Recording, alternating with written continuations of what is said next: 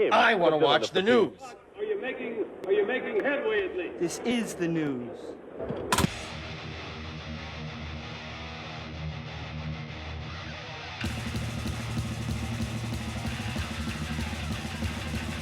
Schmack-a-macabre, it's time for the only news that matters.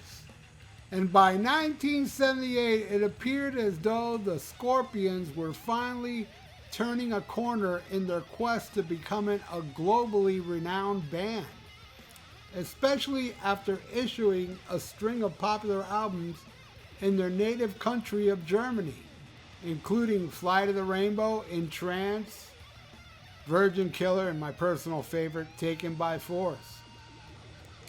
Additionally, the band was starting to build a substantial fan base in other parts of the world, namely Japan, and were on the verge of signing a new recording contract with Mercury Records in the United States, and enlisted manager Lieber and Krebs, who had guided the careers of Aerosmith and Ted Nugent. That's probably why I saw the Scorpions open for Ted Nugent in 1980. I'm sure that's how that happened. Anyway, however, one important piece of Scorpions' lineup had grown unhappy in the group, unfortunately. So much so that he wanted to head out as a solo artist on his own, despite massive success clearly on the horizon, as was guitarist Uli Jon Roth. During an interview with Get on the Bus, longtime Scorpions guitarist Rudolf Schenker discussed Roth's departure from the Scorpions in 1978 and discussed if he could sense Roth's departure ahead of its time. He said, "One day in the morning on Sunday, he came. Uli Jon Roth came to me. I was living in a normal apartment in Hanover, and he said, 'Rudolf, can I talk to you?' I said, 'Sure, come in. So, Rudolf, I want to quit.' I said, 'Yeah.' And you said, 'You don't say anything more?' And I said, 'No, because I was watching you. I could see that you, sooner or later, will move on to your own project.' The project that Roth had in mind turned out to be Electric Sun, which would debut in 1979 with the album Earthquake. But before Roth officially quit the Scorpions, Schenker had one final favor to ask. And then we said, 'But one favor you can do the Tokyo Tapes album with us as a last piece, as a last testament for the Scorpions, as we were going to Japan.' And we played the Tokyo Tapes album, and then Uli left. Matthias Jobs would ultimately become Roth's replacement on guitar after a brief flirtation with Rudolph's brother Michael in the lineup when he joined to do my favorite Scorpions album, Love Drive.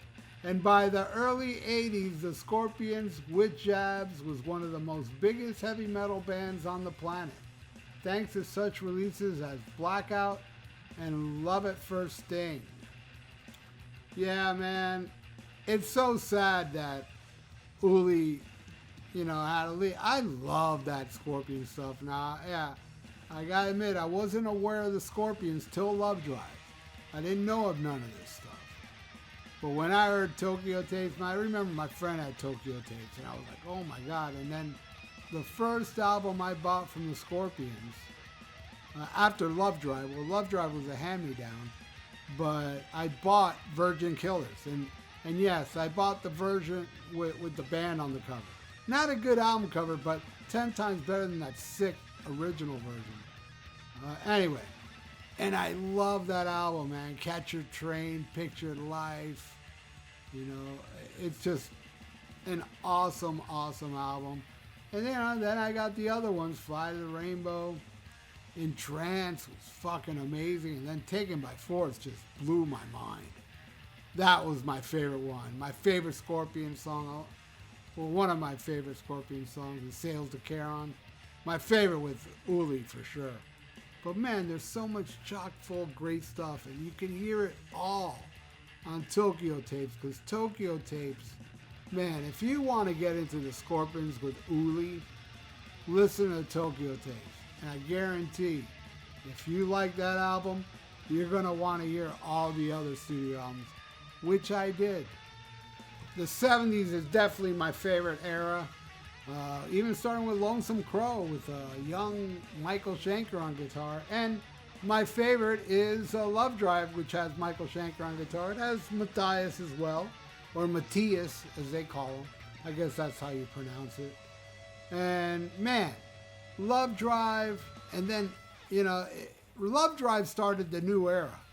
Because really everything before it didn't really sound like Love Drive. Was a little more refined, a little more cutthroat too. It was it was very heavy. It's Scorpions really at their heaviest, like, Can't Get Enough and stuff like that.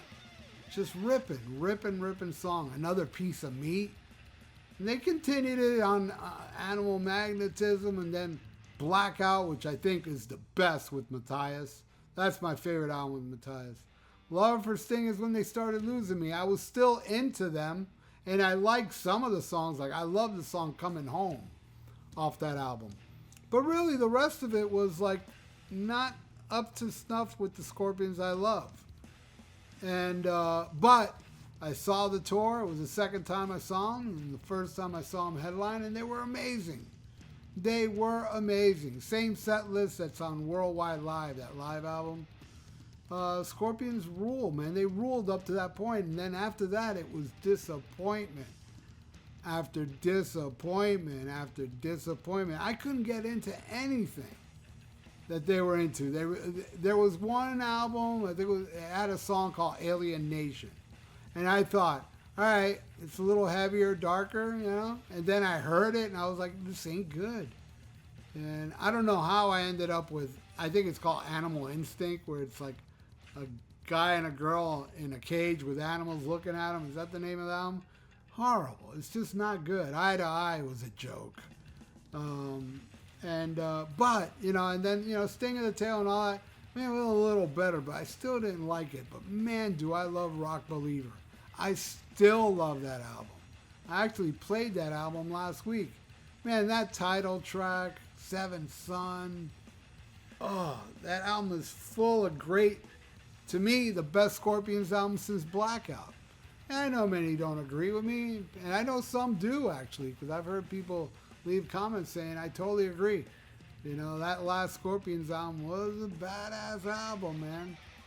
And, they're, that late in their career, they finally made an album I enjoyed. What has it been, like 40-something years? But anyway, Uli left, wanted to start his own thing. And I love Uli Jon Roth, man. I'm a big fan of his playing, and man, I was so happy when I finally got to see him live. And we hung out after the show, and man, he couldn't have been a nicer man.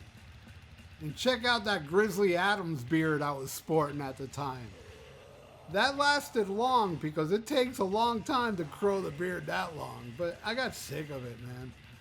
Anyway, and it was a great show. It was a unique show, because what happened, there were certain members of Uli's band that didn't make the show. And Andy Timmons and Jason Bateman were opening, and some of their members helped in, and they just did like an impromptu jam, but he did some Scorpion stuff. I remember him doing Sales of Charon and In Trance, I remember him playing, and Catch Your Train, He's a Woman. It was like all Scorpion stuff. Top of the Bill was played. It was just amazing. But it was like an impromptu. But man, the band nailed it with no rehearsals. It was amazing. And he is amazing. Uli Roth, amazing human being, very nice guy, and what a guitar player. Definitely one of my favorites of all time. But anyway, there you go. That's the story of Uli leaving the Scorps. Sad day indeed.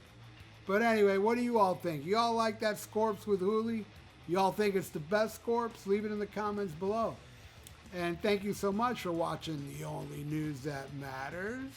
I really do appreciate that. And if you haven't subscribed to my channel, please do so. And ring that little notification bell. And like the video. It's good for the YouTube algorithms. So stay frosty. Listen to Taken by Force. And schmack 'em a gob. Farewell and adieu to you fair Spanish ladies. Farewell and adieu, you ladies of Spain. For we've received orders for to sail back to Boston. And so never more shall we see you again.